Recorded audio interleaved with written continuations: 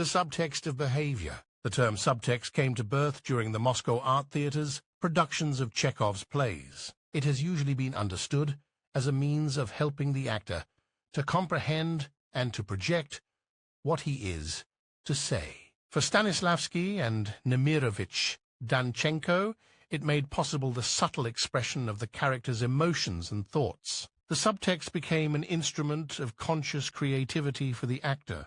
In order to express his interpretation of a play, the director must reveal its subtext, words which the mise-en-scène and sets alone cannot express. The subtext will vary with every director, since each director may have a different interpretation. Selection of the subtext is a powerful means of treatment of the play and, when correctly chosen, is an impulse for purposeful action. Subtext reveals the character's relationships, his behavior, and the meaning of his words and actions. Without the subtext, even a truthfully executed action remains flat and will not involve the spectators, who must be concerned with the developing causes of the character's behavior, causes of their emotions and thoughts, assimilation of the profound causes and of the inner reasons for action and expression is decisive in the creative process of the actor. To make an action effective, the actor must master the subtext, which is often in contrast to a superficial interpretation of the text. When a play has strong dramatic collision, it has an artistic subtext. In order to understand it, actors and directors must study the play and the interrelationships of the characters. They must depart from the play's super-objective and the through line of actions, and assimilate the super-objective and the through line of actions of the character they will build, and their particular inner world and individuality. When the actor, from his own point of view, has a profound understanding of the character's motivations for his actions, as well as an understanding of his own attitude toward the character, then he will understand the subtext. A good performance creates a confrontation between text and subtext, that is, between what the character says and what he really thinks and feels, but for some reason cannot say directly. It creates a confrontation between the character's real striving and what he says. This makes the subtext the principal means of dramaturgy in the theatre. Psychologists use the phrase subtext of behavior to refer not only to verbal action, but also to what a person means by his behavior. It is used in interpreting the behavior, meaning, and significance of the object, which serves as motivation. It is used in interpreting the inner conditions of an action in relation to the intent as a whole and to the character's entire life. Therefore, it is obvious that the subtext of the lines is only a part of the subtext of the whole behavior of a person. The words spoken by an actor cannot alone express the depth, conflict, and striving of the character. The actor must search for contrasts between text and subtext. Contradiction between text and subtext makes the unexpected word vivid and significant. Stanislavsky said, "Life's direct actions, when it is easy to foresee what is taking place, are not interesting and should not be used on stage. Avoid the cliches of directness of your objectives and of your adaptations." For example, Stanislavsky told of a woman who almost beat her child to death because he was nearly killed by a trolley. To justify herself, she said to the passers-by, "He is my only child." A correctly chosen subtext creates contradictions within the text and expresses the text's depth. In real life, people cannot always find words for what they wish to express. The assimilation of words is even more difficult on stage than in life, because they are spoken before an audience, because they must be projected, and because they belong to the character and have been written by an author who has a particular style. The noted theatre scholar and critic P. Markov writes that Chekhov's dialogue resembles a lyrical poem whose true meaning is revealed not only through the words. Shakespeare's speech is even more difficult to assimilate. The striving of the actor-creator and of the character must be strongly united. Words become verbal actions when they are justified by the inner need of the person who speaks them and are directed toward another character.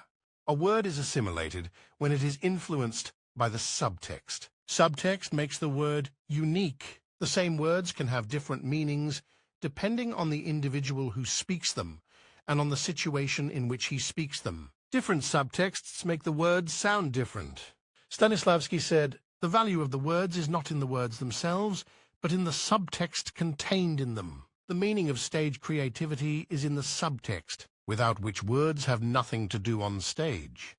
Stanislavsky and Nemirovich Danchenko disagreed as to whether lines should be learned by the actor from the beginning of work on the role. Russian theatre scholars today support the opinion of Nemirovich Danchenko, who thought that lines must be learned by the actor from the very beginning in order for him to understand and penetrate the dramatist's language and style, his unique peculiarities. Even if the actor understands the character's actions and motivations, without the text he will not understand the relationship between text and subtext. Thoughts will not arise independent of the text. In current studies of subtext, important changes occur in the understanding of the use of the inner monologue.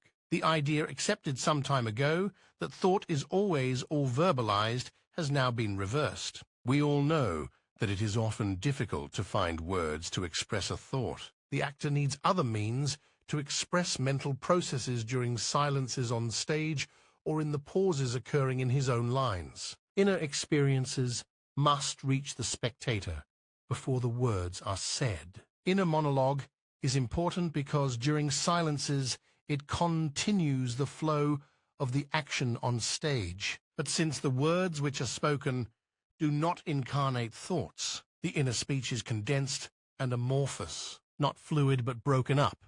It is important to remember that drama by its very nature is dialogical. Therefore, it includes inner dialogue.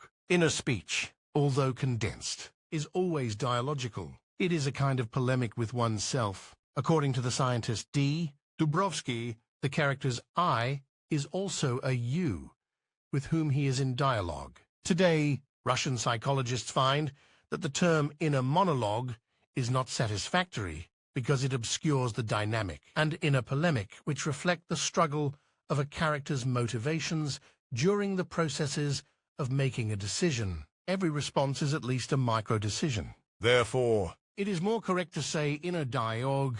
The actor's body must be trained to extreme sensitivity. Subtle internal processes can be projected only through the actor's sensitive body. To be able to express the subtext, the actor must be capable of executing a psychophysical action. He must be capable of achieving the psychophysical state. An action is not artistic without a subtext. In theater, in contrast to what happens in life, the expression of the subtext through nonverbal means must be sharpened. It must influence the actor's partner and the spectators. The inner life of the character must be seen by the spectators. The actor must understand the most important subtext of the lines, the key subtext, during silences on stage, the correct gesture. The correct intonation do not often happen spontaneously on stage. With the help of conscious calculation, the actor must find a willful push which will make them happen. The subtext can be expressed through a synthesis of expressive means. Verbal formulation of active thoughts and non-verbal expressive means such as a movement of the spine, a body gesture, a glance, rhythm, a pause. Expressed subtext gives the spectators knowledge of impressive, unexpected details of the character's behavior and reveals the essence of his whole behavior, that is, his through line of actions. Spectators must see the movement of the character's thoughts when the actor is silent. A movement of the spine. Eyes alive when the actor really thinks. Project these thoughts. I pause during speech without movement of the body perceived by the spectator.